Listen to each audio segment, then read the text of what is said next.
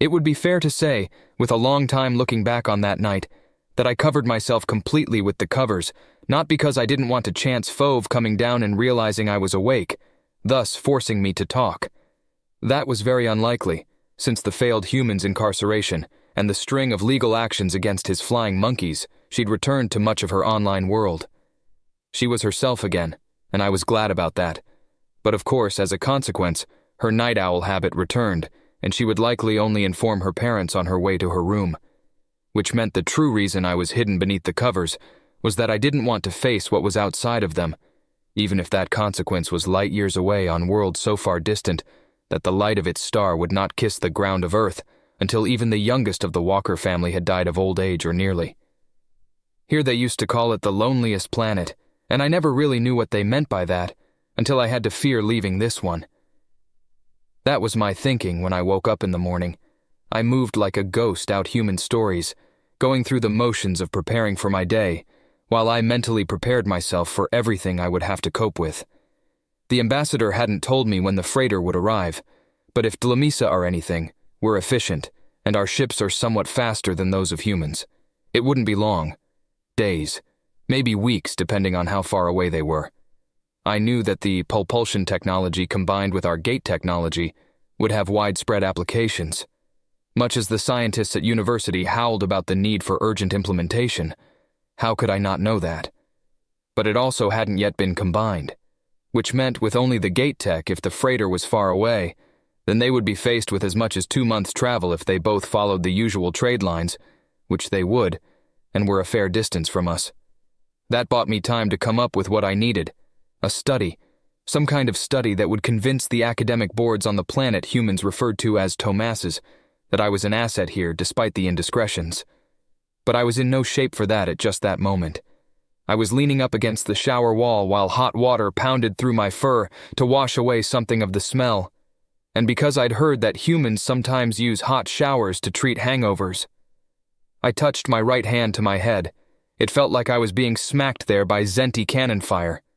"I'll never drink again," I muttered under my breath and stuck my face into the many little jet streams of water. I was briefly blinded by the spray, but even if it didn't help my hangover, it did make me feel a little more awake. Drying myself off took the expected amount of time, multiplied by the number of shots that I had. Suffice it to say, it took some time to get ready to join everybody upstairs.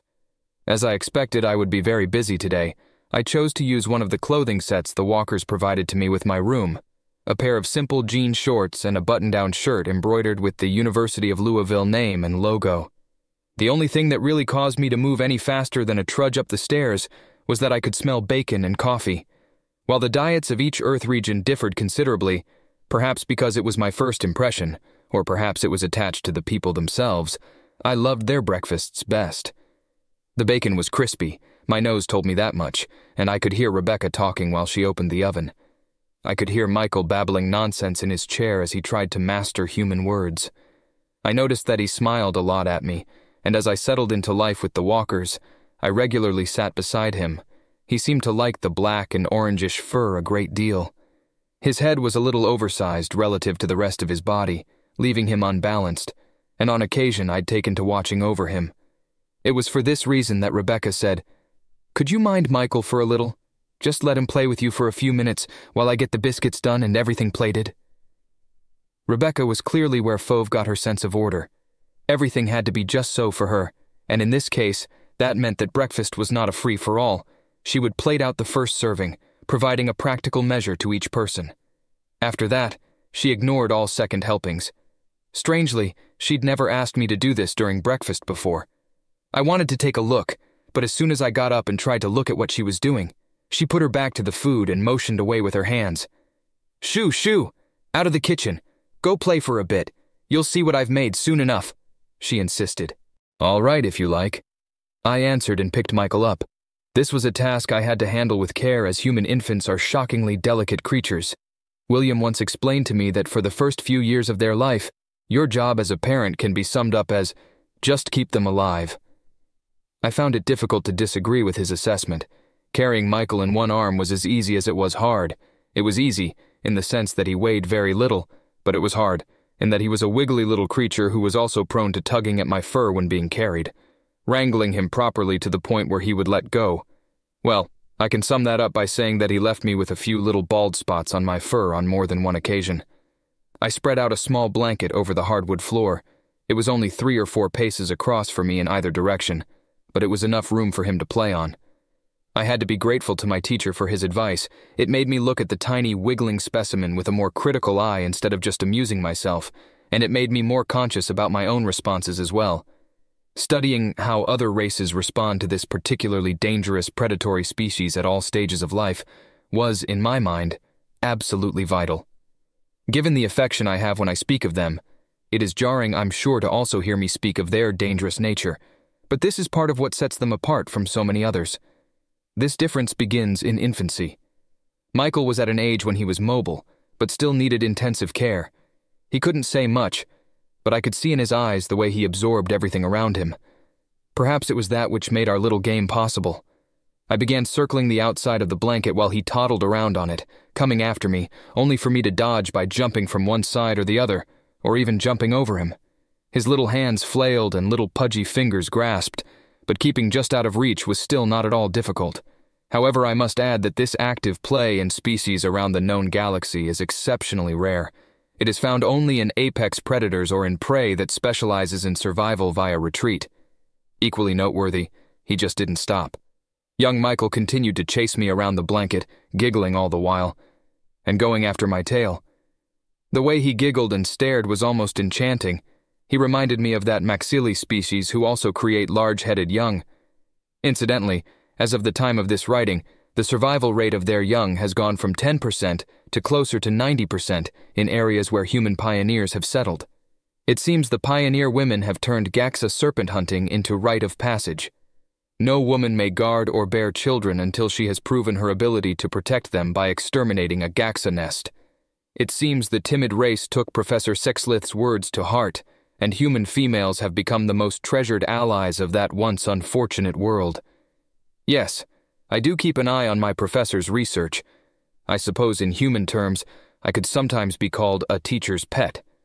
But I genuinely revered his research and contributions to our collective future. As for Michael, his tireless motion led me to study human bodies more, and I learned that from his age through toddlerhood, he could be expected to move a minimum of roughly 3 hours per day. Astonishingly, it was conceivable for him to move much more when spread out into sessions. It was no wonder that he eventually caught my tail and gave it a good yank. I jumped a meter into the air and whirled around to see him giggling and holding some of my fur in his hands, sitting down with a thud and waving his tiny fist around in triumph. "Bailey! Fove! William! Byron! Bosun! George! Cullen! Breakfast!" Rebecca was not a very large woman. If anything, she could be described as rather petite by human norms, but she had a powerful set of lungs and was not afraid to use them. You may have noticed 2 additional names, George and Cullen, on the list of those called out. George was Byron's human comrade, one of the 2 Earth Guards set to mind the house, while Cullen was the Dlamisa counterpart. I barely knew either of them, though both were giants of their respective kinds. Not unlike Byron and Bosun, and both were quiet sorts and rotated shifts regularly with their colleagues. However, at breakfast, all 4 were sure to be present as it was when the shifts would change over. Of course, I had to wonder about my professor and my colleagues, but as the door opened and the stampede of behemoths rushed in, I was not going to miss out on the plating. So I scooped up Michael and raced to my spot at the table just in time for Fove to descend and to see her go straight for the coffee pot. I felt William's eyes on me, and then as Rebecca began to set plates down at spot after spot, I felt hers bore into me in turn. The question didn't need to be spoken. I darted my eyes away from husband and wife and toward their daughter. Fove was already chattering away while she added creamer to her steaming cup. "So the internship pays 20% above market rate. Plus, when I turn 16, Teresa says that if I'm still there, I'll get to travel with her as her personal assistant. If I stay till 18, I'll get a full-time job and college credit." Her enthusiasm was so high that she was bouncing up and down on the balls of her feet.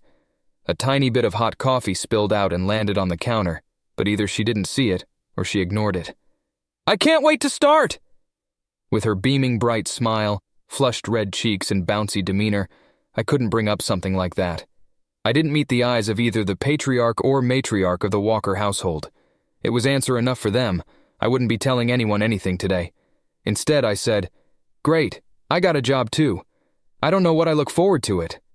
I covered my own sense of dread with a wagging tail that wasn't entirely faked, and I was at least sure that even if I hadn't fooled myself with some of that enthusiasm, I had entirely fooled Fauve.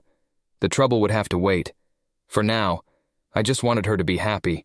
Now, just as then, I hope I made the right choice. That's fantastic. Are you nervous? Fauve asked when she crunched down on a piece of bacon. A little, I admitted. How are you getting there? She asked, and I scratched the back of my head. Oh, right. How do I get there? I looked to William for advice. He swallowed the coffee in his mouth, smacked his lips, and informed me. I bought you a hoverbus pass last night after you went to bed, and sent the address to your datapad along with the route map. Just take the bus routes on the list at the time specified. You'll be fine, he said, and reached for a steaming golden biscuit and a little clear container of honey. Oh, and don't bother with the thanks, it's all covered under your program. It's not costing me a thing. Plus, he grinned a little bit, we got our reimbursement for all the legal costs involved in the recent fiasco. Lawyers' fees, service fees, court costs, and his lawyers gave us a direct deposit of their own. A little up front for a hoverbus is no big deal. I think it is worth noting that while hover technology was widespread among humans because of their propensity for distraction and intoxication, actual driving with their control over the vehicles was rare, and no privately owned vehicles were equipped with hover tech. Instead, only their mass transport vehicles had it, and they operated under strict rules with pre-designated routes and remotely managed guidance that could be shut down manually or from their headquarters. The reasoning behind this was simple. Many humans are unfortunately stupid and lazy, like most species, and if a privately owned vehicle with hover tech installed were to fail in flight because the owner replaced prevention with wishful thinking, accidents would be disastrous. By the same token, an intoxicated human would do a lot more damage crashing their hover tech vehicles into buildings without any paving or lane controls. Mass transport, however, could be easily controlled, and by keeping the skies almost completely clear, hoverbuses could move people great distances very quickly with easy layovers wherever they were needed. It was so efficient that traffic began to disappear as more people took these much faster, safer options. William, though, went on. I sent the location to your datapad last night, by the way, William added, and I made sure to let them know you're coming, so there will be someone to greet you at the entrance. He paused and stabbed his fork into a sausage, took a bite, and savored it for a few seconds before he swallowed. Just one more thing, he said, and raised his fork in my direction. You might have some dirty work ahead, so you may have to take more showers. The last thing anybody wants is a smelly employee.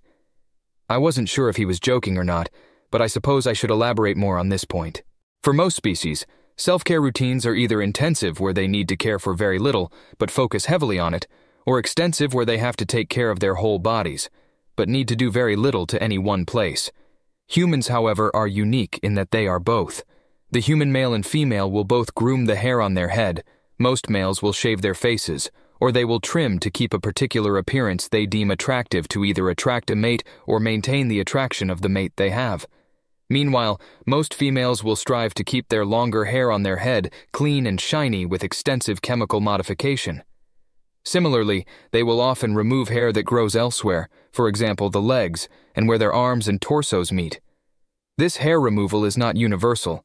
Numbers of human cultures outside of my host family ignore it completely, but in the area I lived, it was very common for a human female to place strips of burning hot wax over her flesh, lay a small strip of paper over top of it, and when the melted wax dries, rip the paper free to rip all the hairs out by their roots. The human tolerance for pain is a wonder to behold, and that they endure it merely for vanity is no less remarkable. They also bathe themselves in water, slathering themselves with thick bars of strong-smelling substances called soap, which kill bacterial growth, which takes place all over their bodies. Apparently, humans are hosts to some of the largest bacterial colonies existing both parasitically and symbiotically with their hosts, anywhere in the known galaxy. Killing harmful bacterial growth on their bodies is a daily requirement, and the failure to do so leads them to quickly develop a foul and disgusting odor. The failed human we dealt with previously was one such human. If I could have puckered my lips, I would have. The memory of his foul-tasting meat was still thick on my tongue at the mere mention of it. While there are many species in the galaxy that will consume their enemies, I think it is highly likely that any attempt to do so when it comes to humans will inevitably lead to accusations of biological warfare. Even in death, a human is a dangerous thing. Regardless, focusing on the moment, I noticed that Fauve was watching me more closely than before. I watched the way her eyes searched over my face, her brow slightly furrowed as if she was studying a new specimen and wasn't quite sure what to make of it. I hadn't ever tried to deceive anyone, not really. It isn't that Dlamisa can't lie, it's just that we're just not as good at it as the more social species. But I did have my alien face going for me, so I doubted she caught on that I was hiding something. Besides, is it really a lie if you just don't say anything? Or so I thought at the time. Several seconds passed where that intense look went on without wavering before she finally perked up and said, "Don't worry, you'll do great." She flashed an encouraging smile at me and then closed her eyes in imitation of the way her favorite anime waifus often closed theirs. The artistic styles of humans are far too many and varied for me to elaborate upon in a single book. But in brief, I will touch upon one which had considerable success in spreading around the world.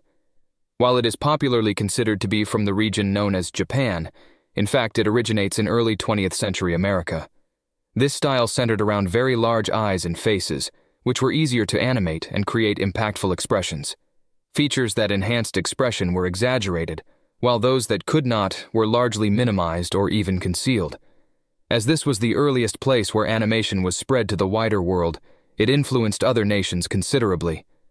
Over time, the point of origin shifted stylistically, but the region of Japan kept it, modified it to their liking, and eventually spread the style all over again, giving it renewed popularity in the late 20th and 21st century industrial world. It endures in its modern form today, with several classics having multiple reboots and expanded universes.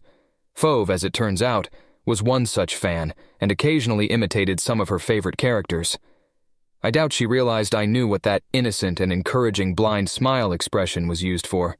I had studied their favorite media, from the classic animated versions of Evolution of a Nobody to the largest fantasy universe by a single author in the last few centuries, who endures, along with a number of their comedies, that a blind smile was used in storytelling when a character was encouraging someone who was lying.